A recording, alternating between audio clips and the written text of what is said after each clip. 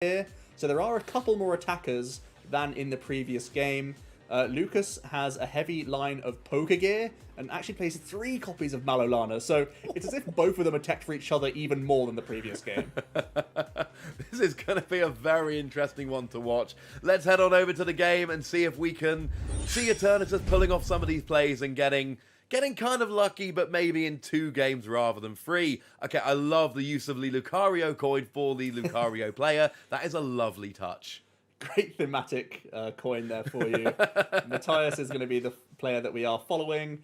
They kick off with a Galarian Zigzagoon. They have themselves, well, not the best of hands, really. Great Ball trying to bail them here a little bit. Interestingly, the game isn't conventional when you play this matchup. You're not going for, let me get my turn 1 Eternatus energy drop. It's more like, let me get some Spiritombs down and start building Spite. Unless your opponent passes with a lone Zacian. True, that is an option. But we do see the Lily's Polka Doll come down, an energy drop for Lucas, and just the Intrepid Sword for an additional 3 cards here. We're going to see the Crushing Hammer straight away. Does get that Tails, and we do see a Great Ball. It is going to be an Eternatus V. I still feel like they are worth putting into play, especially because it allows you to draw an additional card here. You could even use Power Accelerator to deal with a Lily's Polka Doll this turn and just remove that as an option for Lucas. You could use the boss's orders proactively if you really wanted to. Yeah, I don't mind this at all. You're not doing much else in your opening, and this means, you're putting pressure on that Intrepid Sword. You're making Lucas have more Pokemon in his hand, because otherwise then there is the possibility of dealing with the Zacian on turn 2. It is. It's kind of upsetting you don't see an energy draw there. Of course, best thing about Power Accelerator most of the time is that you do get that extra energy attachment as well as doing the 30 damage, but unfortunately did not draw into an energy. Already used Crobat this turn, so it's the sad Power Accelerator where you don't get to attach an energy, which is not terribly ideal. Let's see where Lucas is at. Did the Intrepid Sword help him get towards any Ball Search? It certainly did. He even has the Lucario Melmetal hitting that discard pile. No Zamazenta prized. Lucas does play 2 copies of his own. And yeah, now it's Project Build Up Zamazenta, more or less. He can quick ball out another one. The strategy is pretty much nailed on at this point. You can see both players' deck list. You know that Matthias only has these 1-prize Pokemon that sort of do pokes in and out, so he's immediately established those Zamazentas. And now we see Pokegear 3.0, not really a card that you associate with the Lucario Melmetal archetype, but it's a really cool one in here. He plays a high count of Marnie, he also plays a high count of Boss's Orders and Malolana, so it's almost like that tag call option, but a little bit more versatile in this list. No, I like it. Gets your supporters more easily. It's always nice. We do see a slot. Oh, Boss's Orders here straight away onto that Hooper, just to try and trap something awkward in the active.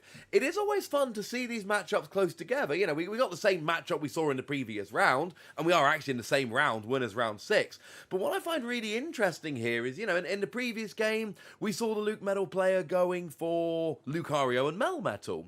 Here, we see what you were calling for in the previous game, which is just, let's get Zamazenta, let's attach energy, that's the only real thing that matters.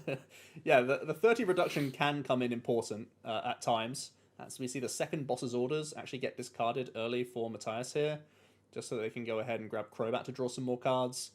But yeah, I think both avenues are fine, and it's not like Lucas doesn't have the license to put down Lucario Melmetal later on. That tanking can become important, especially when Crobats are hitting you over and over again. But this list, especially for Lucas, where you play 3 copies of Malolana and a ton of Pokegear to dig them out, even against Marnie, you have that license to just go, well, Zamazenta's ready to go. Let's start swinging. Absolutely. And of course, all these little Pokemon that are, pretty useful against these, actually, they're all in range of Zamazenta. So we do see Amani being played here. We have hit another Crushing Hammer, so potentially slowing down that Zamazenta, or even a Zacian. But at some point, oh no, the Zacian might actually be getting KO'd right here. Mm-hmm. Holds on to the Crushing Hammer, which is an interesting choice. You kind of want Lucas to commit more into one of them, so then you can start stripping energy away from one, because if you leave them both blank, then he can do that thing where he just leaves one active and starts attaching to the bench. So you want to hold the Crushing Hammer for now, leave Lucas to commit into one a little bit more as he's double goggling up. He does get that second energy drop and is going to research away one of those metal energies. Pretty solid turn for him and is happy to pass now. Absolutely, that went pretty well. I mean, what more does he really need? I mean, a bit more energy, but that will come next turn. We did see a Tails on the Crushing Hammer, and now it is turning into a bit of a Spiritomb party. Of course, like we saw in the previous game, even when the Spiritomb's here, it's great for taking something like a Dedenne GX or something like an Oricorio GX that's weak. It is really not that efficient at dealing with something like a Zamazenta, especially when you build in stuff like Metal Goggles to reduce damage. We are seeing the communication now. Probably is going to be that second Spiritomb coming in. Just build Spite on all the chaps. Didn't find any of his switch outs. They already had discarded 2. And I think 2 of the others were Marnied all the way to the bottom. So the Zamazenta's simply going to wall out Eternatus here. We see an energy drop onto Crobat. And yeah, just passing it over to Lucas. Absolutely. Lucas does get that third energy, which is absolutely huge. And now it's just going to be about taking prizes. Maybe trying to get a boss's orders, taking out those Spiritomb nice and early. Speaking of which, a boss's orders to take out that Spiritomb nice and early.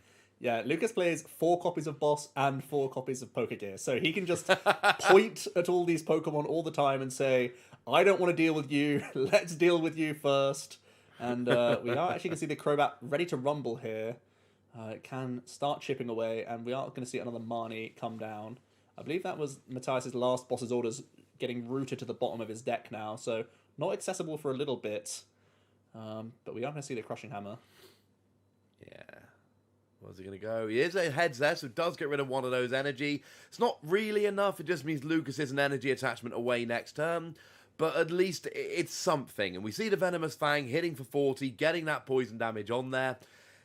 With the 3 copies of Mallow and Lana, it is going to take so much for Crobat to actually get a KO on the Zamazenta here. We do see the Coating Metal energy come down. And we actually see a Metal Saucer onto the bent Zamazenta as well. Oh, another Metal Saucer coming down. I really thought that was going to be a third Metal Saucer. I was getting all excited. Yeah, incredible stuff though. Double Zamazenta ready to go. Now he can just Mallow Lana dance between them, more or less. They're both just going to be churning through every turn, just swinging 130. It's not much, but it gets the job done. It's certainly more than what Matthias is able to pull out. Absolutely. You know, Matthias has gone and taken 2 prizes, and that looks like it's going to be it for the game. That looks like about their lot at this stage, because this is the dream, right? When you're playing against Eternatus with these Zamazenta decks, the dream is 2 Zamazenta, each of which with 3 energy on, and a deck full of Mallow and Lana to start healing. I think there's definitely a Metal Goggles on the active. I'm fairly sure there's one on the bench there as well. Sure, it would be nice to get that 30 reduction from Full Metal Wall, but it really doesn't matter very much at this stage. And I think we might see a Mallow and Lana soon. Yeah, you'd have to assume so. We don't see Lucas's hand, but just the number of outs he has, the math is perfect for this turn to be the heal. Here's a Pokegear fishing for it by the looks of things, and there is one of his 3 copies. It's heartbreaking for Matthias. All you have to do is really hope that your Marnie can stick, but there it is. Even a 3rd energy for the benched Zamazenta, so that can just come in swinging. Deals with the first Crobat. Now just 3 prizes away for Lucas. Matthias needs more energy attachments. They can fire off a boss's order. A research this turn. Maybe even Crushing Hammer plus Derail play into the active now that there's a Coating Metal energy established. That could be another way that you can buy time. I think that's going to have to be it. We do see a Tails on Crushing Hammer, though, so there goes that dream. And, I mean, maybe you draw another one off the Professor's research, but it's one of these matchups where if you're Matthias, you need everything to go well. You need things to be going in your favour. You need to be hitting what you need. Everything needs to be going well. And as it stands at the moment, it's not going as well as they would like, and that is on top of the terrible matchup to begin with. We are seeing Matthias mull over his options, could go for that Derail play. Would have been much better alongside a Crushing Hammer. I feel like you still have to go Crobat first, so you get the Poison Ticks going on. I feel that's slightly stronger, but possibly with a 3-card hand. And Lucas actually discarded a switch with their Mallow Lana, so maybe you're hoping that this gets you a turn. That would be nice. You don't get any damage, but you get rid of an energy. Maybe you buy a turn. Get some... Oh, it's a Professor's research, so you've got to think there's at least an energy coming off the back of this. It would be a surprise, yeah. I mean, they play 14 energy, so... Oh, there's a switch. And a Metal Saucer. Yeah, those 2. More dolls. Yeah, Lucas is in just prime position here. He can take 1 more knockout, so 2 knockouts on small Pokemon or 1 knockout on a Crobat, and he's there. Pretty simple stuff. A couple turns away, more or less. And I think we are at that stage where Matthias has got to be looking at the board and just being like, well, now what? Ah, there we go. And we are saying, I'm going first next game. That always precedes a concession. So it seems like Matthias is going to concede game 1 and go, you know what? I've taken this game as far as I'm going to. Unfortunately, it ain't going to happen. Let's go to game 2, see if I can get a little bit luckier. Yeah, the real hope, again, is just that there's so few basic Pokemon that the Lucario Melmetal deck plays that maybe they just lead out with a Zacian, maybe they just attach Intrepid Sword, and maybe that's your window to just take a huge KO. Outside of that, as long as there's the Pokegears that are hitting supporters, you're able to research, able to Mani, able to find those quick balls, you can establish those Pokemon, and they're just so awkward to deal with. That Zamazenta doesn't go anywhere, just sticks in play. Malolana's infinitely, apparently, and just so difficult to deal with. I don't think we've actually seen one be KO'd in either of these matchups so Doesn't far. happen.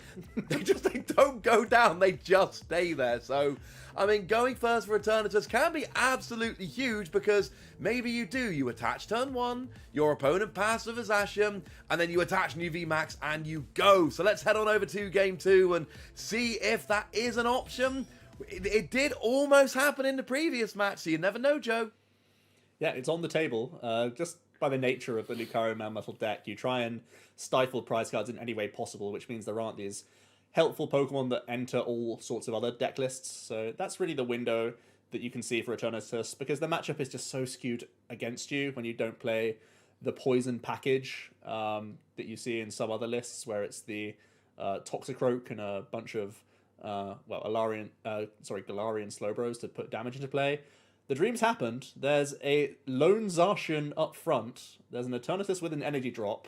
This is the best you can do, really, in your opening stages. I think you play the switch here as well. You play everything to get the Crobat draw, to give yourself the best odds to actually take that turn 2 attack. Yeah, and that Evil Tail's got free retreat, so it's not like you're stranding something in the active you wouldn't, you're going to regret later. So you draw the forward Crobat, and, there's a Great Ball and another switch. And then, there's no draw there at the moment, though. So you're kind of hoping that Great Ball's a Crobat, and that your opponent drops an energy so you can play Crushing Hammer. It's Pokédoll. The Pokédoll comes down, a couple of them. Oh, that is rough. That's at least 2 turns that Matthias has to wait. At least 2 Intrepid Swords, more or less. So that's a lot of cards to be dodging, basically every Ball Search card. We do see an early Malolana switching here. Basically just trying to secure the draw from the Zacian. Yeah, I like this. And then you're basically saying, okay, then get your turn 1 attack, see if I care. And there is a boss's orders in hand, but there isn't really that much hand thinning that can really be done. We don't see a Crobat or an Eternatus VMAX off the Great Ball. We just see a Hooper. And actually, Matthias' hand here is not particularly good. We got boss's orders to potentially stall a little bit. We've got energy. We're probably going to see a switch into an Eternatus. Yeah, Derail's fine here. You can't deal with the Zacian, so deal with some dolls, get them out of the way. You eventually have to at some point, unless you're able to just continually chain those boss's orders. So let's deal with them.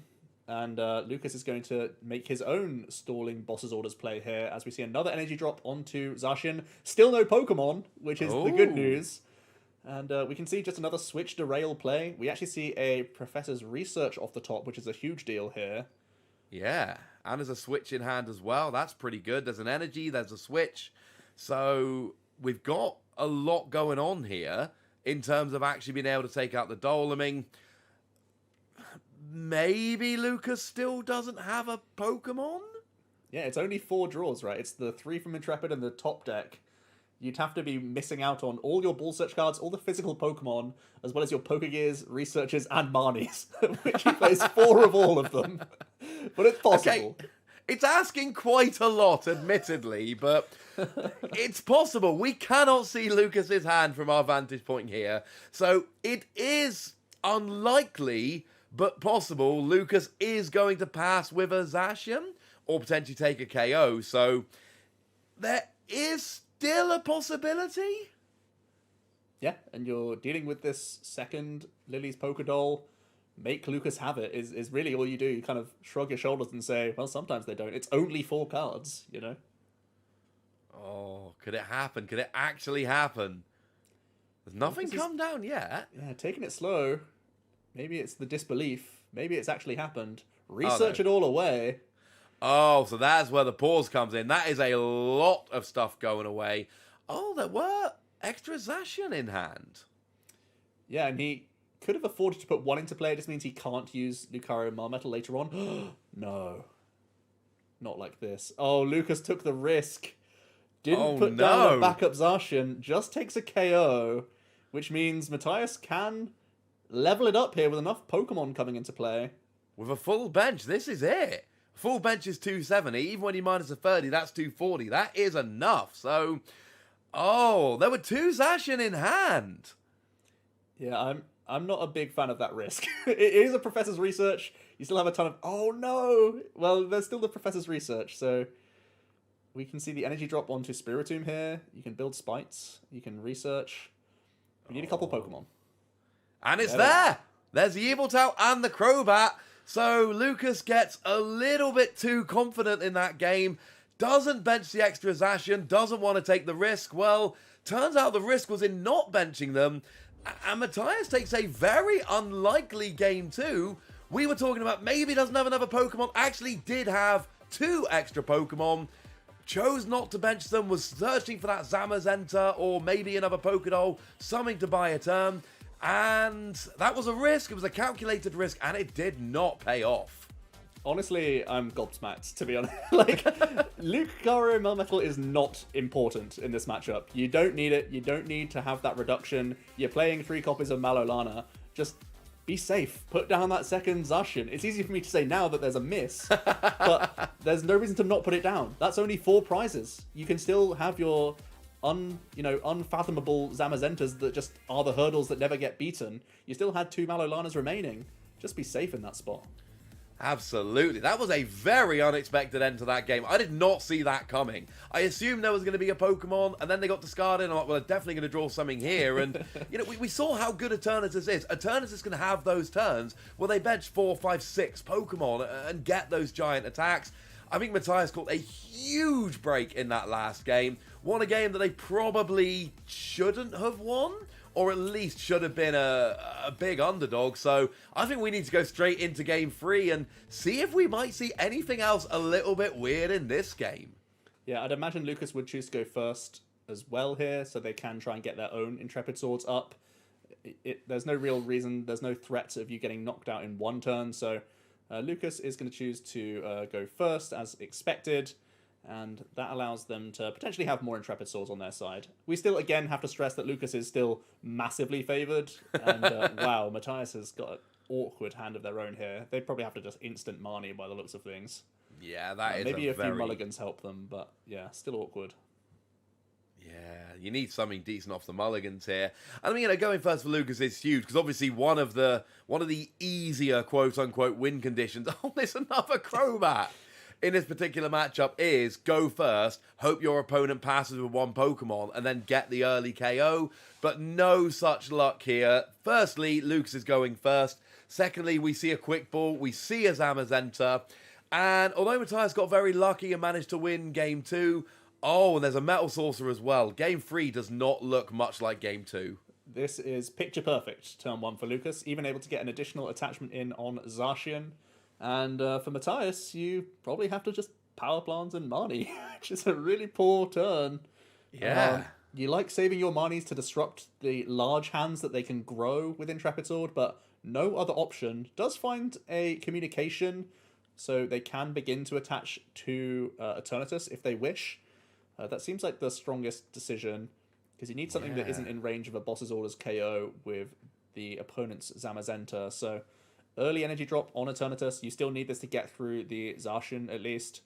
Now that they have begun to commit energies to it, Matthias is incentivized to knock it out. We are going to see some prize card checking, as you always love to see. They could even attach to Crobat if they want to, but they're just going to attach to Eternatus and go ahead for next turn, where they can attach again and research. Certainly setting up for next turn is an option. We see another Zamazenta coming down here. We see a Pokegear into a Marnie. Oh, now actually, Matthias has gone from a pretty bad hand to a very workable hand here. So Does Lucas play the Marnie when his opponent has a 2-card hand? That is an interesting one. Yeah, you see the communication, and it wasn't, for a Crobat to hold for next turn, or it wasn't held for next turn. So you expect your opponent to have some cards. It depends, really. You can just afford to Intrepid Sword. I feel like, again, just sort of make them have it is never a bad option here. You have the time on your side at this time. You can do whatever you want, really. The 2 Zamazenta are established. You're chilling it all over again. Yeah, and there's 2 easy prizes on the board, and after that, I mean, at this stage, it looks like Matthias would have to legitimately go through both Zamazenta in order to actually go ahead and try and win this game.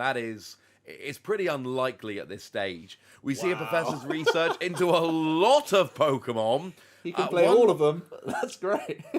Actually can. See, this is the kind of hand you want when you're going for that cheeky turn 2 win. And there's only 2 Galarian Zigzagoons, so this damage has to go on to Zamazenta rather than Pokédoll. You're never getting through one of them. You can see the 5-card draw from Crobat. No switch outs, unfortunately, for Matthias, so not dealing with any Pokédoll this turn. No more draw available. They could use Quick Ball just to start getting some Spiritomb into play, so they can begin building Spite. Yeah, I like that a lot. I think Spiritomb is it's not a phenomenal attacker here, but it's still a single energy Pokemon that can hit Zamazenta. And I like those plays, as awkward as they are and as unlikely as they are. Boss's orders onto a Zamazenta before they've got lots of energy established, and just kind of cross your fingers. You know your opponent's playing Mallow and Lana and Pokegear and all of that stuff. You know it's unlikely, but you know what? Winning is unlikely in this particular matchup, so take whatever little advantages you can get and kind of cross your fingers. Lucas going to do a quick thin of his deck, getting rid of a Lucario Melmetal, grabbing a Zacian just to throw it back to the bottom with Marnie to improve his draws. Does start getting some metal goals into play to make that Zamazenta even more difficult to get through, and once again can end on Intrepid Sword. 1 attachment away from starting to put the pressure on Matthias now. Yeah, it's looking very good from Lucas's point of view. It really is everything they need at this stage. Okay, 1 more energy on the first Zamazenta, but after that, you just start whittling down the prizes. And like we've seen in the previous games, we're not talking about some big, aggressive 3-turn win. You're talking probably 6 turns in order to actually end up the game. But it doesn't really matter. Once you're rolling, you're rolling. And we did see Matthias concede game 1 when he got to a stage where they really weren't going to win. But you're in game 3 at this stage. We're probably going to see Matthias play this one out a little bit longer, really try and search for every possible out, because this is it in terms of this matchup. Yeah, we are going to see the second Spiritomb developed, as you say. It's not much, but it's honest work. It's the only way you can get through these Zamazentas. We are going to see the Professor's research here, looking for some switch outs, because you really do want to deal with these dolls proactively, because just giving Lucas more time to Intrepid Sword is just not where you want to be. No, you're in a bad matchup anyway. The last thing you want to do is give your opponent multiple turns to just start setting up their Pokemon, which match up really well against your Pokemon. So we see Dreadend there taking a KO on the Pokédoll. One could argue 270 damage is a little bit more than you need, but at least it got the job done. And Lucas throws the Zamazenta #1 into the active position. 3rd energy, swung straight onto it. Boss's orders even, starting to deal with Spiritombs. That is a pretty good turn. What more do you need? You've got the energy on the Zamazenta ready to go. You take a KO. You take the, as weird as this sounds, the biggest threat off of the board. Yeah, if you can call that the biggest threat, you know you're in for a good day. But it looks like Matthias has the option to use Crobat now and start poisoning if they really would like to. They can also use Hooper. They actually have so limited switch outs that the Hooper is very situational. You try and weave him in every now and then, but I feel like Crobat's probably the best move early on. Or Boss Orders take the 2 prizes while they're here and deny Intrepid Sword, making your future Marnies a lot stronger. This is also reasonable. Yeah, I like this. We've seen, the Intrepid Sword from Lucas coming in turn after turn. It's just having that as an option for when you don't need to attack is absolutely ridiculous. So these prizes do not get Matthias that much closer to actually winning the game. It's 2 out of 6, and there are no other easy ones on the board. But just getting rid of that Intrepid Sword option, and, Lucas can have Intrepid Sword back if they bench another Zacian. Yeah, and we know that Lucas doesn't like benching too. He doesn't want to put them into play. There's another Boss's Orders. That's another Spiritomb down with no value at all. really whittling through Matthias's answers. We can see a Eviltal get promoted here. Looks like the Hooper could be coming down as well. I mean, 4 energy on Zamazenta, even, Crushing Hammer, derail plays, you're still able to just attach and keep swinging, so things are looking tough for Matthias. Things really are. I mean, this is going better than game 1 went at this stage. You've got your double Zamazenta, you've got your energy. I love that insurance energy there, just going, look, I know you like doing this whole derail Crushing Hammer stuff, so... And, the 4 energy on there, it's put Matthias off, and now it's just Crobat Poison. So... you're talking 40 damage plus poison. And we know that, every time Matthias starts thinking, this might actually add up, I might actually get a KO, we know a Mallow and Lana is going to be coming down to spoil the party. Gonna see more Metal Goggles, second Zamazenta now ready to rumble, 130 damage into this Crobat, so now that's in the line of fire. You're gonna have to probably retreat it, try and make some other plays work for you.